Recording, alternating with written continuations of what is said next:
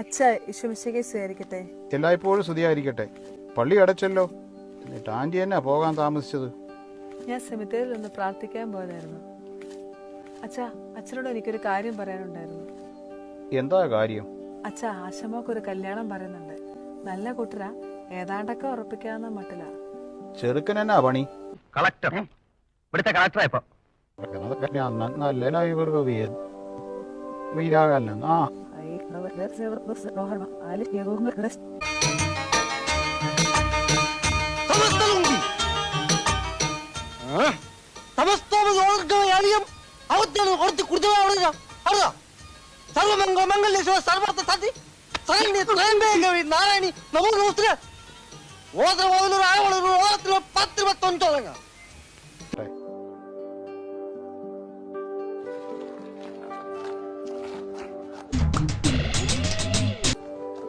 നിക്ക് നിക്ക് നിക്ക്.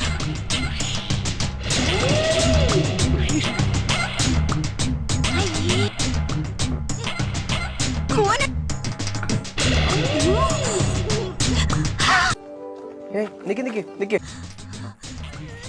അവര് നമ്മുടെ കൂട്ടർ തന്നെയല്ലേ? അതെ, പൊതുവാള് തന്നെയാ. തന്നെക്കാളും മുന്തിയ ജാതി തന്നെയാടോ പേട്ട നായേരേ. അതെ അച്ഛാ, കൈപ്പഴപ്പള്ളി ഇടവക. ഞാനങ്ങനെ ചോദിച്ചത് വേറൊന്നും കൊണ്ടല്ല. നമ്മുടെ പിള്ളേര് തന്നെ സമുദായം വിട്ട് പുറത്തുപോയി കെട്ടുന്നത് ഇപ്പൊ ഒരു ഫാഷനായി മാറിയിട്ടുണ്ട്.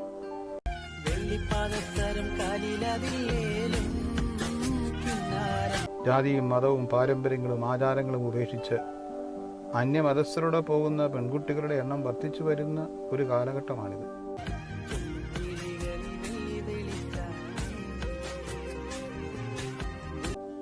പക്ഷേ അവര് യാഥാർത്ഥ്യങ്ങളൊക്കെ തിരിച്ചറിയുമ്പോൾ നഷ്ടം നമ്മുടെ പെൺകുട്ടികൾക്ക് മാത്രമാണ്.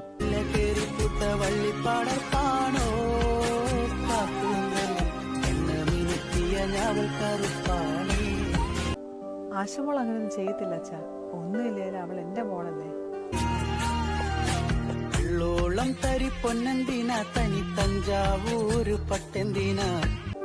ദൈവകൃപയാലെല്ലാം നന്നായി നടക്കട്ടെ. ഞാൻ പ്രാർത്ഥിച്ചോളാം. ഓക്കെ അച്ഛാ, എന്നാ ഞാൻ പൊക്കോട്ടെ. എന്നാ അങ്ങനെ ആട്ടെ.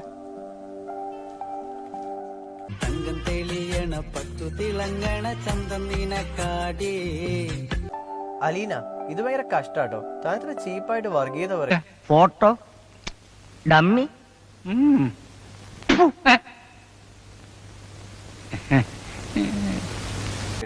വർഗീയതയോ? ഇന്നത്തെ കാലത്ത് ഒരു ചെറുപ്പക്കാരന് ഒരു പെൺകുട്ടിയോട് ഇഷ്ടമാണെന്നൊക്കെ പറയുമ്പോ എനിക്ക് ഫോർമാലിറ്റിയിലൊന്നും വിശ്വാസമില്ല. ഇഷ്ടമാണോ എന്ന് ചോദിച്ചാൽ അത് അതിവിനയമായി പോകും.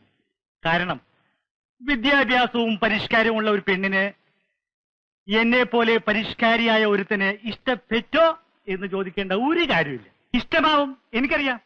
ദാ ആ മുഖത്ത് എനിക്ക് മനസ്സിലാവുന്നുണ്ട്. പിന്നെ എന്നാൽ ഒരു ചടങ്ങെന്ന നിലയ്ക്ക് ഞാൻ എന്തെങ്കിലും ചോദിക്കണമല്ലോ. എന്നെ ഇഷ്ടമായോ? ഉത്തരവ് എനിക്കറിയാം. ഈ ജാതിയുടെ മതത്തിന്റെയും പേരും പറഞ്ഞ ഇഷ്ടമെന്ന് പറയുന്നത് വളരെ മോശമായ കാര്യമാണ്. അതിനെയാണ് ഞാൻ വർഗീയത എന്ന് പറഞ്ഞത്. ഇവൻ ഞാൻ ഉദ്ദേശിച്ചതിനെക്കാളും തറയാണല്ലേ തത്തറ. അതെ, എല്ലാവർക്കും ഒരു ജാതി ഒരു മതം ഒരു ദൈവം ഉള്ളൂ. എനിക്കറിയാവുന്ന എന്റെ ദൈവം എനിക്ക് വേണ്ടി കുരിശ് മരിച്ച എന്റെ ഈശോയാ. മേലാൽ ഇത് ആവർത്തിക്കരുത്. ചങ്ങനുണ്ണി വാടാ.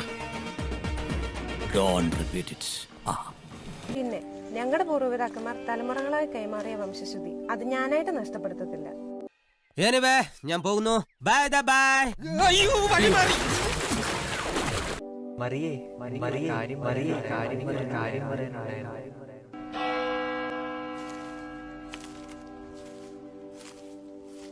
മറിയേ ഒരു നിമിഷം. എന്താ ഇത്? എന്നെ താടാ കയ്യില്, ഇങ്ങോട്ട് താടാ. പ്രാണനാഥ, എത്ര നാളായി ഞാൻ അങ്ങേക്ക് വേണ്ടി കാത്തിരിക്കുന്നു. എന്റെ കർത്താവേ, ഞാൻ എന്തോ ഈ കാണുന്നേ. ഇനിയും എന്നെ വിഷമിപ്പിക്കരുതേ. എനിക്കെന്നും അങ്ങയെ കാണണം. അങ്ങയുടെ പപ്പായും അമ്മച്ചിയും എതിർത്താലും എന്നെ ഉപേക്ഷിക്കില്ലെന്ന് അങ്ങ് വാക്ക് തന്നതാണല്ലോ. എങ്കിലും എനിക്ക് പേടിയുണ്ട്. എന്നെ മറക്കരുതേ. അങ്ങില്ലാതെ ഒരു നിമിഷം പോലും കഴിയാൻ എനിക്കാവില്ല. ഇത് ഞാൻ മറിയോട് പറയാൻ ആഗ്രഹിക്കുന്ന കാര്യങ്ങളാ.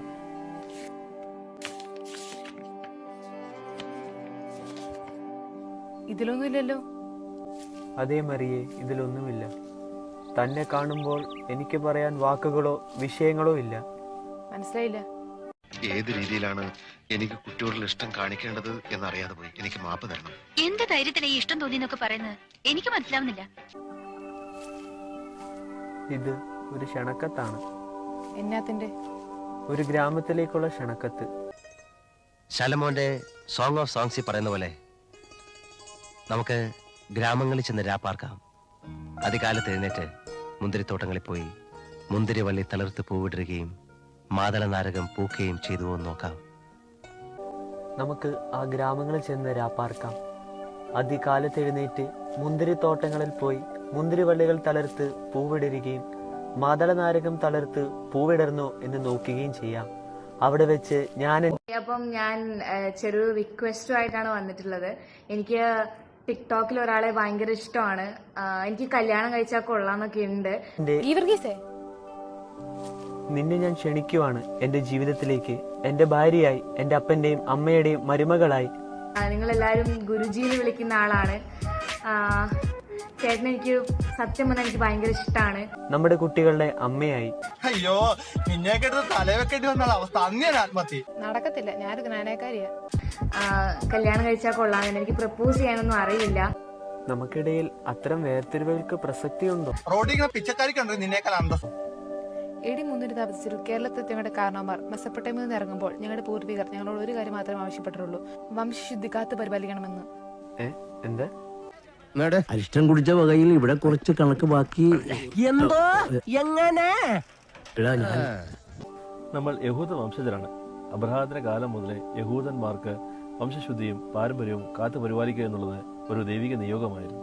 മനുഷ്യകുലത്തിന്റെ പാവങ്ങൾ ഏറ്റുവാങ്ങി ക്രൂശിതനായ യേശുക്രിസ്തുവിന്റെ ഗോത്രമാണ് നമ്മുടേത്.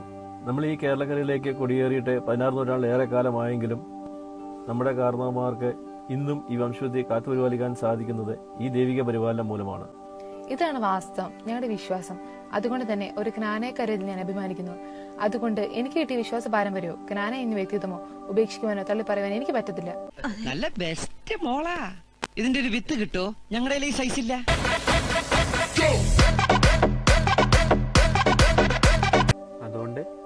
അതുകൊണ്ട് ഞാനെന്നല്ല, ആത്മാഭിമാനമുള്ള ഒരു പെണ്ണ് സ്വന്തം സമുദായം വിട്ട് വേറെ ഒത്തിലൂടെ പോകത്തില്ല. ഇപ്പോഴത്തെ ഈ നൂറ്റാണ്ടിൽ ഇതൊക്കെ ഒരു അന്ധവിശ്വാസമല്ലേ? ഇങ്ങനെ സ്വാതന്ത്ര്യമാണ് ജീവിക്കുന്നുണ്ട്. എന്ത് പ്രസക്തിയാവുള്ളേ? ടോണി, ഞാൻ നിന്നെ വിവാഹം കഴിച്ചാൽ എനിക്ക് നഷ്ടമാകുന്നത് എന്റെ പാരമ്പര്യത്തെയും ആചാരാനുഷ്ഠാനങ്ങളുമാണ്. അത് നിന്നെ കൊണ്ട് എനിക്ക് തിരിച്ചു നൽകാൻ സാധിക്കില്ല. മറിച്ച് നിനക്ക് ഒരു മൊഞ്ചത്തെ ജ്ഞാനക്കാരിയെ സ്വന്തമാക്കിയെന്ന് അഭിമാനിക്കാം. നിനക്ക് വേണ്ടി ഞാൻ നഷ്ടപ്പെടുത്തുന്നത് എന്റെ മാതാപിതാക്കളെയും കുടുംബങ്ങളെയും മാത്രമല്ല, എനിക്ക് പാരമ്പര്യമായി ലഭിച്ച വിശ്വാസങ്ങളെയും ആചാരാനുഷ്ഠാനങ്ങളെയുമാണ്. അത് നഷ്ടപ്പെടുത്തിയവരുടെ വേദന ഒരു പക്ഷെ നിനക്കറിയില്ലായിരിക്കാം, പക്ഷെ എനിക്കറിയാം. മൈലാഞ്ചിടിയിലും ചന്തം ചാർത്തും പുരാതന പാട്ടും മാർഗംകളിയും എല്ലാം ഇവർക്കെന്നെ സ്വപ്നങ്ങളിൽ മാത്രമാണ്. അതുകൊണ്ട് സമുദായം വിട്ട ഒരു കാര്യത്തിന് ഞാനില്ല.